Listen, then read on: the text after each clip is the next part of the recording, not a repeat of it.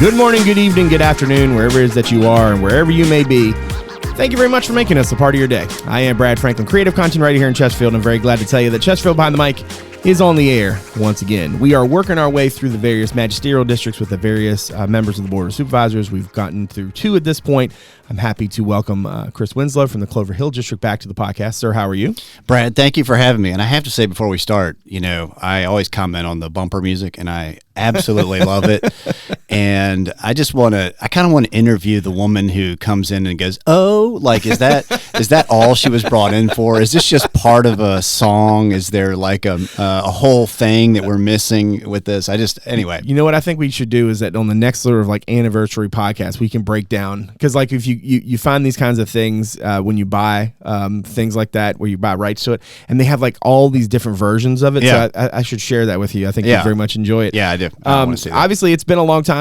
Been about a year and change since we had you on the show for the first time. A lot has gone on in Chesterfield County since then, and I want to first off get some of your thoughts. Economic development seems to be a little bit of a theme through these as we've done these. There are so many different announcements, and folks haven't seen. I'll give another plug to, I think it was episode 34 with Hart that we recorded the end of 2022 to talk about sort of all those different sort of projects that are sort of in the pipeline now that Chesterfield's been so fortunate to bring to the county. And I kind of want to get your opinion on it because, whether it's Lego or, one of the many other things that Garrett and company have lined up, how do you feel like these really impact the county, impact your district, impact the big picture, not just, in the short term, but for the long term for Chesterfield? How impactful do you feel like those economic development announcements, especially Lego, are really for Chesterfield?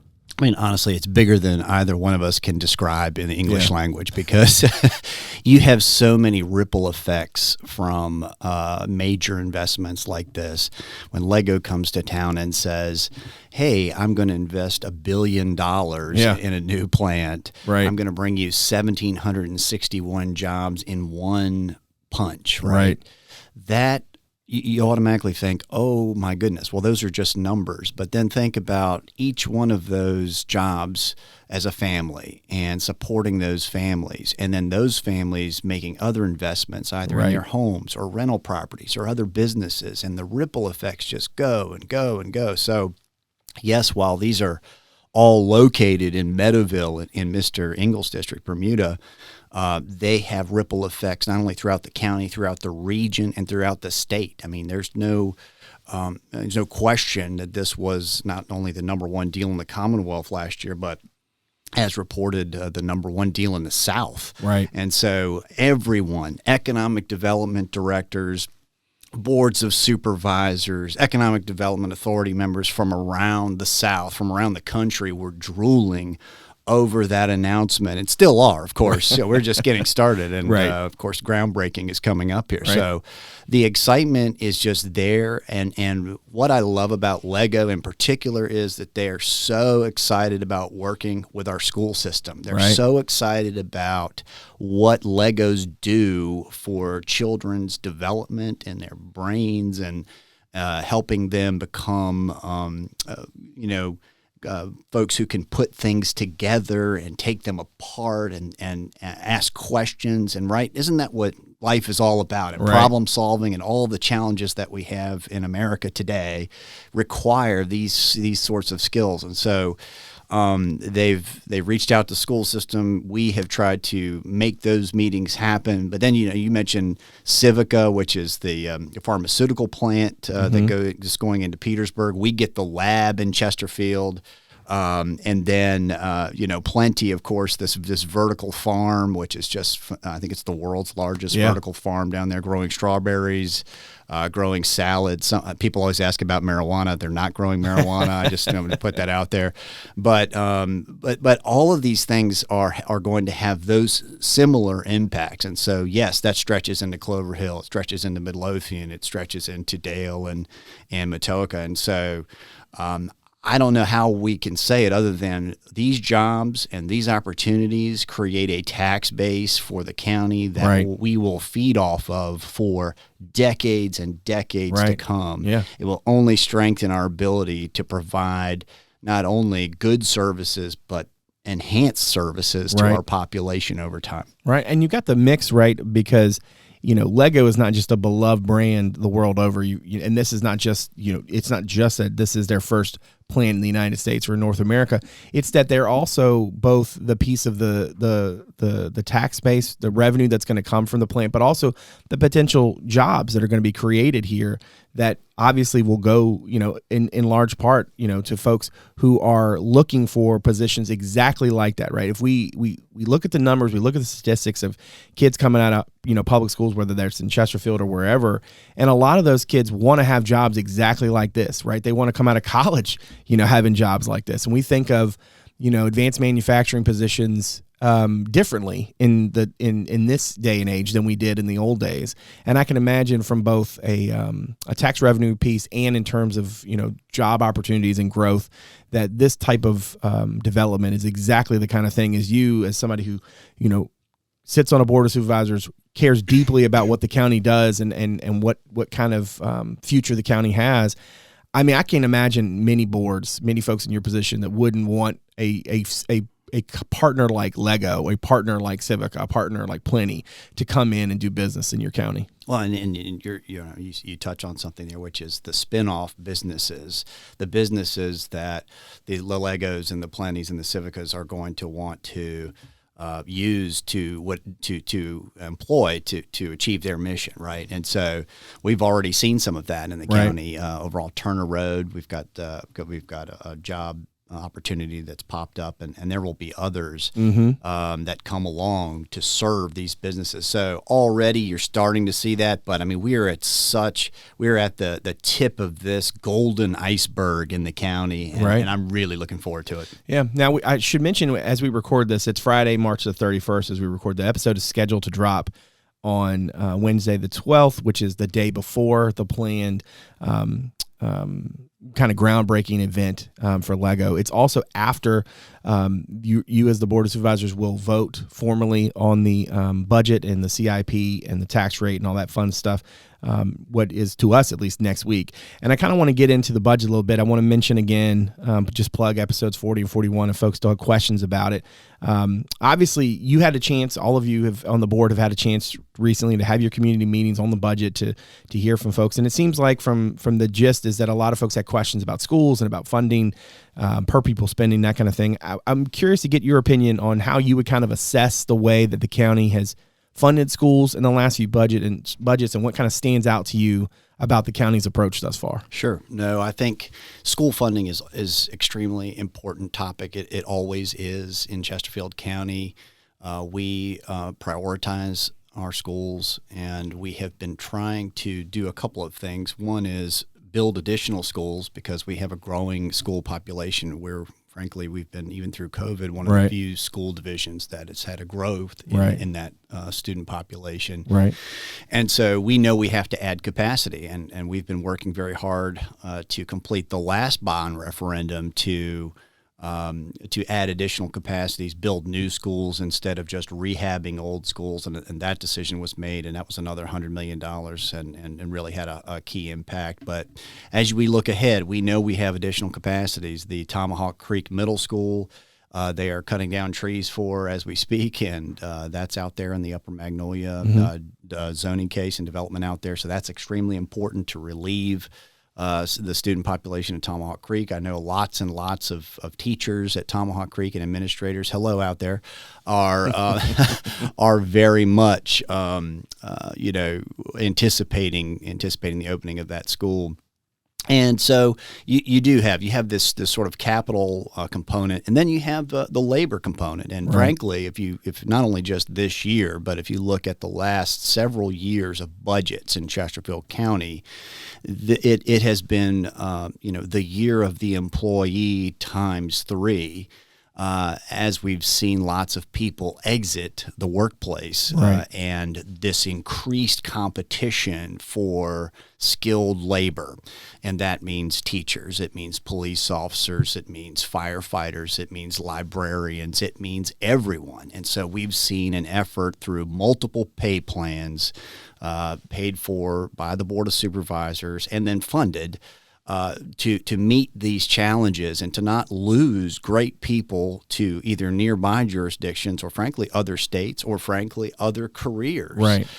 We've seen people just leave their profession altogether to go do something else. Why? Because the marketplace has responded to this labor climate in a big way, offering big bonuses or bigger salaries. And so we want to be competitive. We have to be competitive. We have an obligation to provide a wonderful school system to our students and families here in Chesterfield County. We want to do that. Same thing with public safety. We want to be the best in the region. What does that mean? Well, it largely means resources, and it means leadership. Right. And accountability. And so you have a lot of those things. And what is the output of these things? Statistically, we're doing well in a lot of categories. And we want to make sure that we continue to stay atop of teacher pay. We are number one among counties in the region right now. We want to make sure that we are staying on top of public safety pay because as we know, we have sort of an intramural competition with Henrico often, and so they announced big raises, and we can't be sort of batting second to them on these questions. Right. We have to have excellence in services here. So. A big picture, again, it's the year of the workforce again in Chesterfield County. And if you look at our budgets, that's where people say, well, I noticed my assessments have gone up, and the assessor's office does that mass assessment every year. But say, well, where's my money gone? Your money has gone to pay people who work for Chesterfield County. I mean, that is where the bulk of the money has gone. Right. You mentioned public safety a second ago. I want to dig into that for a second. Sure. Obviously, there's a clear commitment in the, that funding trajectory, if you will, for public safety the last few years that kind of speaks to the county's goals. Crime rates as low as it's, I think it's the lowest in the region right now. I think fire and EMS with this budget is getting to the sort of staffing goals that it's sort of identified, for a while. And obviously there were so many different projects in the bond referendum that passed last fall that are going to be coming out of the ground soon on that front. What do you think the county has gotten right when it comes to public safety, and what kind of challenges do you think remain on that front? Obviously when the incident with George Floyd happened, their jurisdictions went different directions in terms of response and how should police go. We took the approach that we needed to focus in on our core mission, which was to keep crime rates, low and provide the resources necessary to do that, but also to build relationships. And so we formed the Chesterfield Police Athletic League.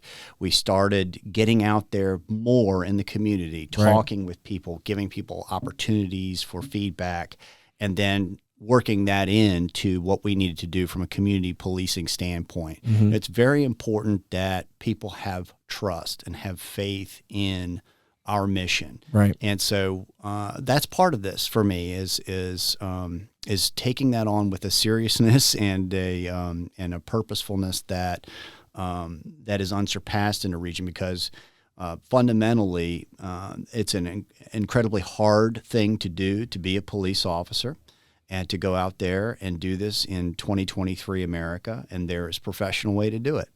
And there's an accountable way to do it. And so we want to make sure that we are right there where we need to be, being professional, but also being accountable. And the last Board of Supervisors, my last term, we funded police body-worn cameras.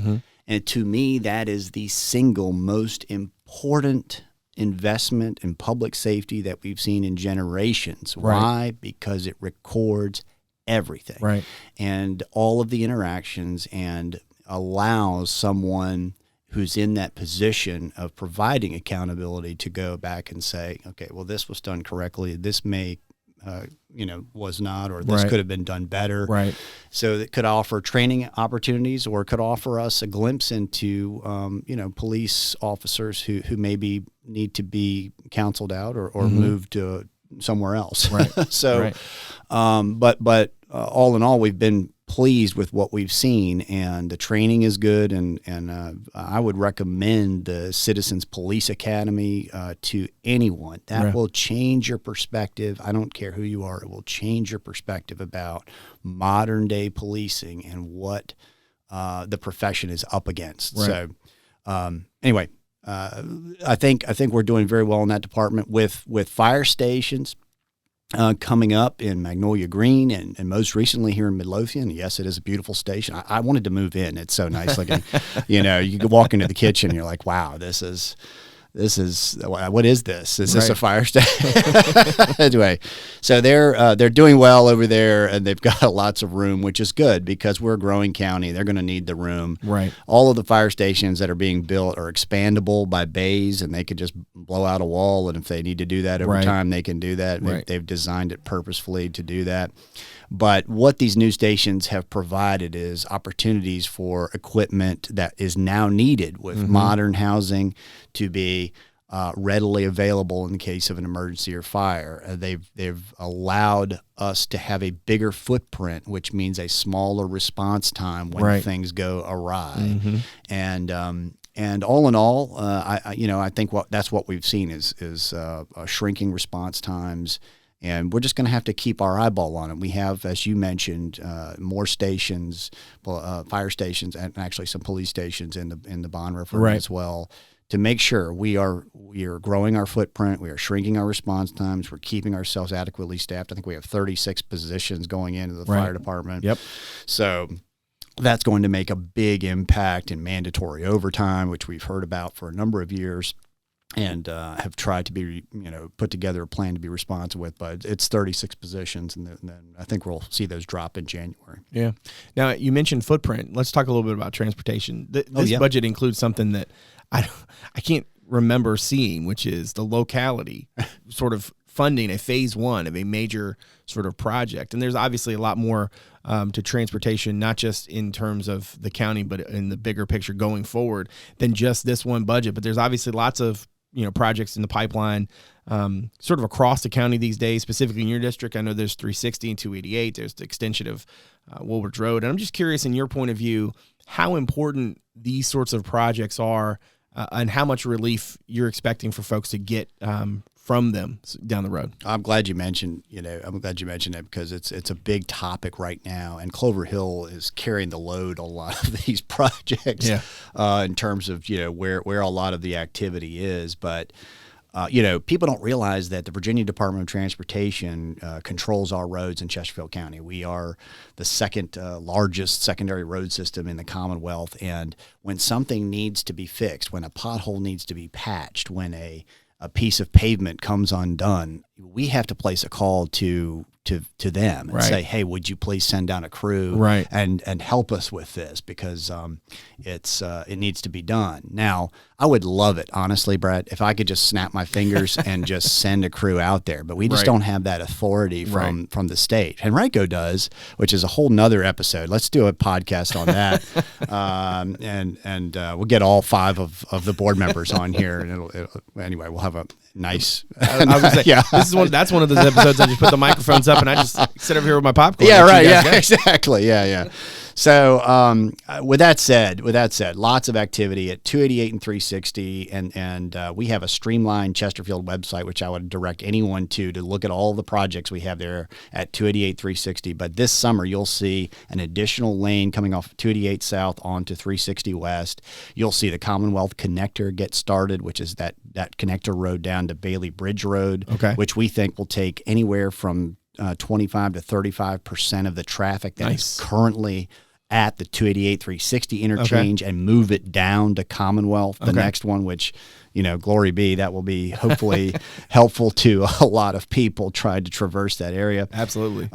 We have you mentioned the Woolridge Road extension starting this summer. That is when you're coming south on Woolridge and you hit 288 in hopefully a year or two, you'll be able to continue on and head down and pick up a circle there at the front or the back of Roundtray, and continue on. That will connect Woolridge all the way through to Hull Street. And that will, at that point, be a major thoroughfare, I think, for Western traffic, at least until we get Powhite completed. We mentioned Powhite. We have the first extension of Powhite, and it is in the process of being permitted. We have, that takes some time with environmental. It takes some time with VDOT in the state, but I think we're a couple of years out from having that fully permitted.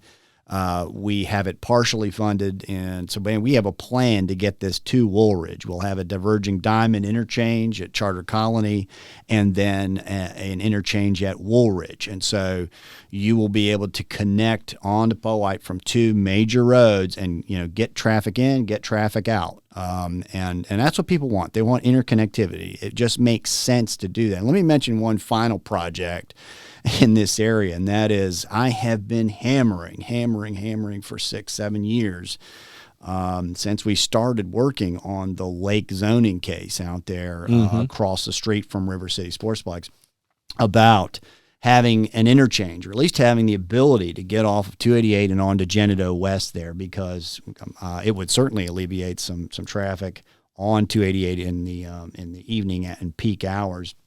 And it would help the lake project would help points west, people just trying to travel that area. Finally, we have gotten the nod after some, I would say, intensive lobbying last year by the board chairman. I don't know who that was. But we finally have the nod from the Secretary of Transportation. You may provide us with an interchange modification report for this area, which is the first step in getting some access there. We have the right of way for that ramp. The lake developer said he would contribute some to it. And so this is something that just needs to happen. And so I'm working very intently on getting some more interconnectivity there, and I think we're on our way. Cool.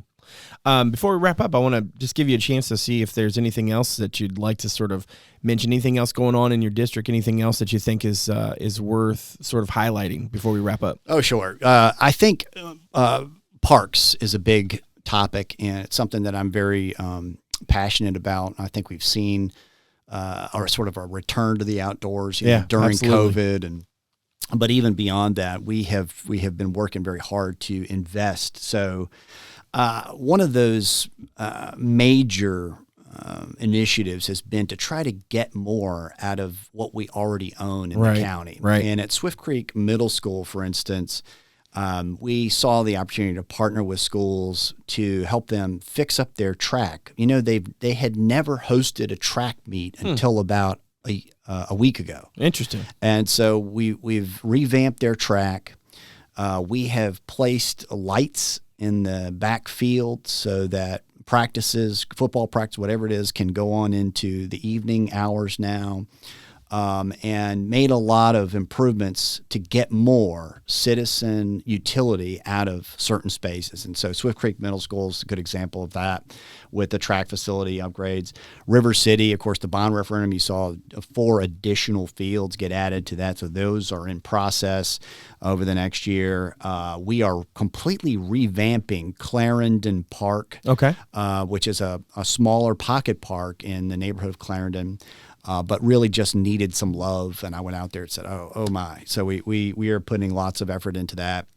And then I think the next is switching over and looking at Rockwood and trying to do some more at Rockwood with pickleball and some other sports that are coming online. We have a large footprint at Rockwood. So we have the ability to do more with that space. And so I think that's what you're going to see coming up. And so I'm excited about that. I'm excited about our tree planting program, which I think to date we've planted over 700 trees. Nice. And not only in medians, but at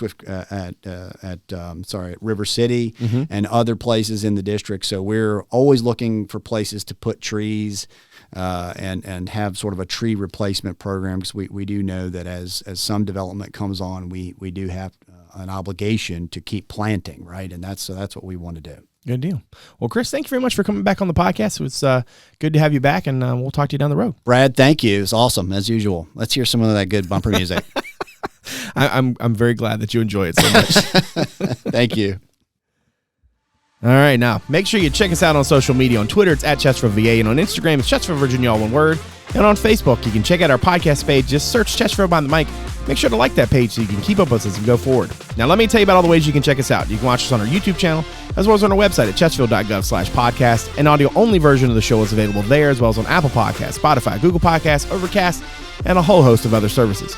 You can watch the show on WCCT Thursday through Sunday at 7 and on the weekends at noon. That's Comcast Channel 98 and Verizon Channel 28. And lastly, you can check out chesterfield.gov/connect with us for more ways for you to get in touch with us and for us to get in touch with you. My thanks to my director, Martin Stith, our executive producer, Teresa, Bonifas, and our whole crew from Communications and Media for all that they do. And my thanks to you for joining us today. So, from all of us here in Chesterfield County, thanks again for making us a part of your day. We'll see you again real soon. Take good care.